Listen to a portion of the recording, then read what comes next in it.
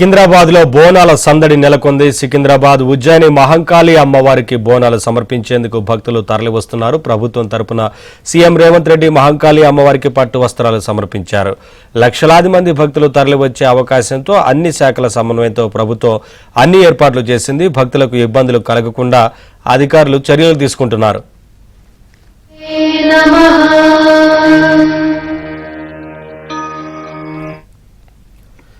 Updates మా correspondent Praveen ఆలయం వద్ద నుంచి లైవ్ ద్వారా అప్డేట్స్ అందిస్తారు.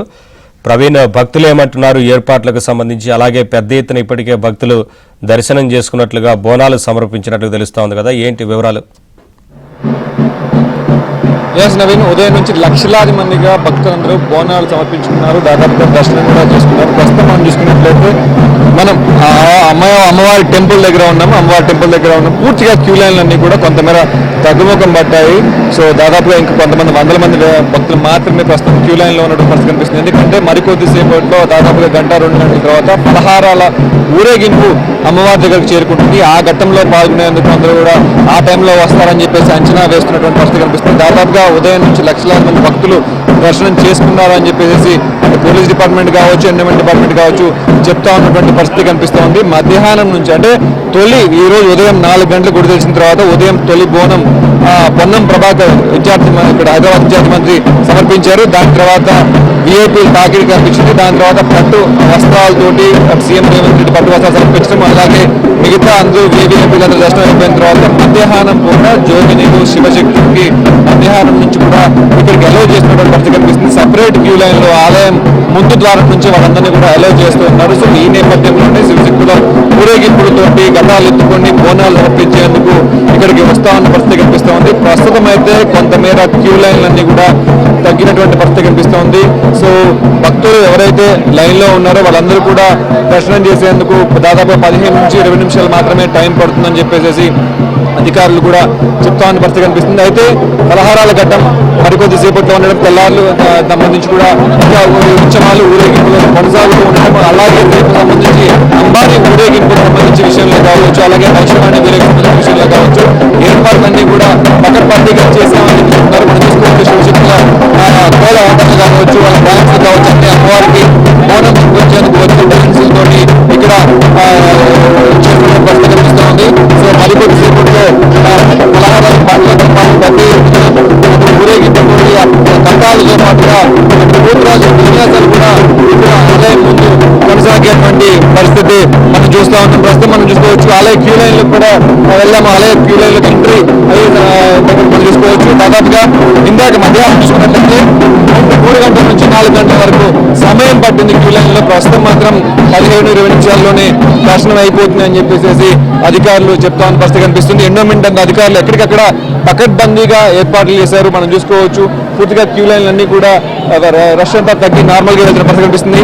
ఆలయ ఈవో అన్నపూర్ణ గారు ఉన్నారు, మాజీ ఈవో అన్నపూర్ణ గారు ఉన్నారు ఈ టెంపుల్కి సంబంధించి. మనం చెప్పండి, ఏర్పాట్లన్నీ చాలా పకడ్బందీగా అంతా కూడా సమన్వయం చేసుకున్నారు. సో గత ఎక్స్పీరియన్స్ మీకు ఈ ఆలయంలో ఉంది కాబట్టి ఎలా ఉంది సార్, ఎలా అనిపించింది? చాలా బాగా భక్తులు అందరూ సంతోషం వ్యక్తం చేస్తున్నారు. ముఖ్యంగా నాకు ఇక్కడ నోడల్ ఆఫీసర్గా వేశారు. శివశక్తులను రిసీవ్ చేసుకొని వాళ్ళకి ఎలాంటి ఇబ్బంది లేకుండా మంచిగా దర్శనం ఏర్పాటు చేయమని చెప్పేసి చాలా క్యూ లైన్లన్నీ కూడా పక్కాగా ఉన్నాయి. మేడము డీసీపీ మేడము రశ్మి పెరుమాల్ గారు చాలా చక్కగా పోలీసు వాళ్ళను చాలా చక్కగా డ్యూటీ అరేంజ్మెంట్ చేసి చాలా బాగా చేశారు. ఏంటంటే ఎప్పుడూ లేదు శివశక్తి జోగులకు ప్రత్యేకంగా ఒక సిఐ స్థాయిని, ఒక 2 ఎస్ఐలను, 5 మంది లేడీ కానిస్టేబుల్, 5 మంది జెంట్స్ కానిస్టేబుల్ని ఇచ్చి వాళ్ళకి ఎలాంటి ఇబ్బంది లేకుండా శివశక్తి జోగిలో సంతోషంగా వాళ్ళు దర్శనం చేసుకోవాలని చక్కటి టీంని ఏర్పాటు చేశారు. వాళ్ళని కోఆర్డినేట్ చేసుకొని మేము అందరికీ కూడా వచ్చిన జోగిల శివశక్తులందరికీ కూడా దర్శనాలు చేపించి అమ్మవారి తరఫున సారీ, పసుపు, కుంకుమ అవన్నీ కూడా ఇవ్వడం జరిగింది. అందరూ కూడా చాలా సంతోషంగా తిరిగి వెళ్ళారు. పలహారాలు కూడా ఇక్కడికి వస్తాయి, అంతా ఊరేగింపుగా వస్తాయి. సో వేలాది మంది భక్తులు కూడా ఆ పలహారాలు ఊరేగింపుతో పాటు వస్తూ ఉంటారు. సో ఏర్పాట్లు ఎలా ఉండబోతున్నాయి? పలహార ఊరేగింపుకి సంబంధించి చాలా మంది ఎదురు చూస్తూ ఉంటారు. అవును, పలార బండ్లు అంటే చాలా అమ్మవారికి ఇష్టం కదా, కాబట్టి అందరు కూడా పలార బండ్లతో వస్తుంటారు. ఇప్పుడు మధ్యలో ఇదంతా కూడా తీశారు. వచ్చే పలార బండ్లకి ఇబ్బంది లేకుండా మధ్యలో ఖాళీ వదిలేశారు. ఇటువైపు అటువైపు ఇటు జనరల్ లైను, అటు బోనాల లైను, అటు వెనక వైపు అంజలి టాకీస్ నుండి విఐపీ లైను వచ్చే పదహారు పనులకు ఎలాంటి డిస్టర్బెన్స్ ఉండదు, చక్కగా వెళ్ళవచ్చు, అమ్మవారికి సమర్పించుకోవచ్చు. సో మొత్తంగా అయితే క్యూ లైన్లు అన్ని కూడా చూసుకోవచ్చు. అమ్మ ఎలా ఉంది ఏర్పాట్లు, ఎలా ఉన్నాయి, ఎంతసేపు అయింది మీరు వచ్చి? ఒక హాఫ్ అన్ అవర్ అయింది అంతే. ఏర్పాట్లు ఎలా ఉన్నాయి, మా అధికారులు ఎలా చేశారు? బాగానే చేశారా? మీరు ఎక్కడి నుంచి వస్తున్నారమ్మా? హైదరాబాద్. హైదరాబాద్ నుంచి వస్తున్నారు. మీరు ఎక్కడి నుంచి వస్తున్నారు? ఎలా ఉన్నాయి ఏర్పాటు? నల్లగుట్ట. ఇబ్బందులు ఉన్నాయా? లేదు. బోనం సమర్పించుకోవడానికి వచ్చారు, ఇప్పుడు ఫ్యామిలీ మొత్తం వచ్చారా? ఫ్యామిలీ మొత్తం ఎవ్రీ ఇయర్ వస్తాం ఇట్లనే. సో ప్రస్తుతం అయితే ఆ ఏర్పాట్లన్నీ అయితే జగ్గా జరుగుతుందని చెప్పండి. లోపలికి వెళ్ళాలి. సో ప్రస్తుతం అయితే పెద్ద ఎత్తున బోనాలు సమర్పించేందుకు శివశక్తులు, జోగినీలు, పోతురాజుల విన్యాసాలతో ఇక్కడికి చేరుకున్నట్టు పరిస్థితి కనిపిస్తుంది. మరికొద్ది సేపట్లో పలహార బండ్లు కూడా వస్తాయి కాబట్టి పూర్తిగా వాళ్ళకి ఆ పలహార బండ్లు వెళ్ళడానికి పూర్తిగా అన్ని ఏర్పాట్లు చేశామని చెప్తున్నారు. రేపు పొద్దున జరగబోయే భవిష్యవాణికి సంబంధించి, రంగానికి సంబంధించి కావచ్చు, అలాగే అంబారీ ఊరేగింపుకు సంబంధించి కావచ్చు, అన్ని శాఖల సమన్వయంతోనే ముందుకు వెళ్తామని చెప్పి సెంటిమెంట్ అధికారులు, పోలీస్ డిపార్ట్మెంట్ కావచ్చు, జిహెచ్ఎంసీ అధికారులు అందరూ పర్యవేక్షిస్తున్నామని చెప్పేసి చెప్తామని పరిస్థితి కనిపిస్తుంది.